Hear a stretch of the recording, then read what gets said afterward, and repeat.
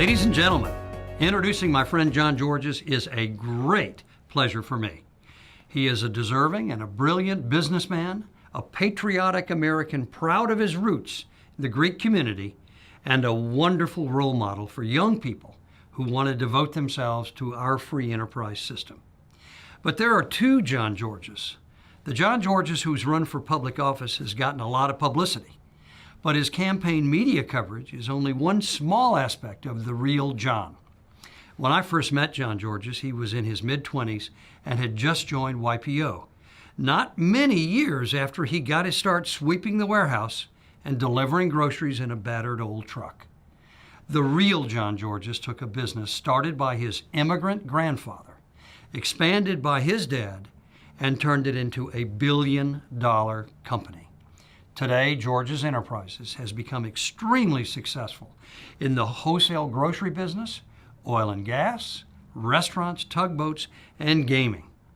One of John's amazing gifts is his ability to succeed in every different business that he's touched. The JGeorges who you may not know is a great philanthropist, often giving anonymously.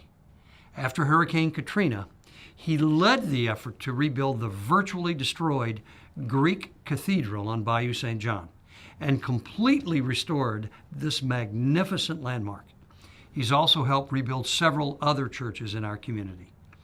If I were a teenager just getting started, I would dream of an internship at Georges Enterprises. JGeorges is the best of our business leaders, a brilliant mind with excellent judgment, faithful to his family, the community, Tulane University, and to his ethnic and religious heritage. I am honored to present JGeorges to you today. The company that I'm most proud of is the company Imperial Trading that was founded by my grandfather in the 1900s. My father and uncle worked 50 years in the company, and then for me to have the ability to pass it on to the next generation is something really special for me. Our primary customers are drugstores and convenience stores. We've grown from a small local business to a national company. We're in 12 states. Our ability to distribute our food products in refrigerated trucks, we're now offering fresh foods to retailers. So now you can go to a drugstore and you can buy the same products that you have in a Whole Foods. Some of the most incredible people work for our companies. We're in New Orleans, so we're very diverse, and I think I've been blessed that I can find great talent. I can delegate to those people and watch them grow.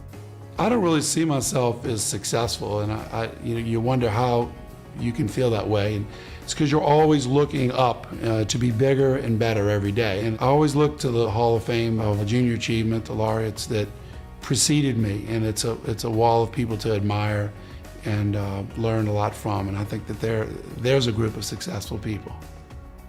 I'm proud of my family and my wife and my children, two of which were accepted into the colleges of their choice, and one of them thinks he's a basketball player. So we're having good times in the family, and we're glad to be here in New Orleans and contribute to the community. Many people know me as a businessman, and of course, I ran for public office, so that gave me a little bit more public name than normally I would have. But I think I'm more interested in, not as interested in business and politics as I am in the Greek church and the Greek community. Greeks settled in New Orleans as early as the 1770s. So we have a great history in this community. My grandfather was the president of the Greek community. My father and uncle were both presidents of the Greek community. And I happened to be the president during Katrina, so that was a very timely thing for me.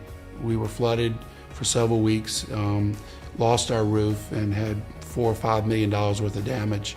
And we were able to somehow, with some divine intervention, reopen the church in 90 days. And it was kind of a beacon of hope for others in the community, outside the Greek community, to go by the Greek church and see it there lit with green grass and trees, new roof and painted. And so I think that will be my legacy, or at least today it's something that I look back on. I mean, you're always proud of your accomplishments in business, but this is something that's probably more important to me.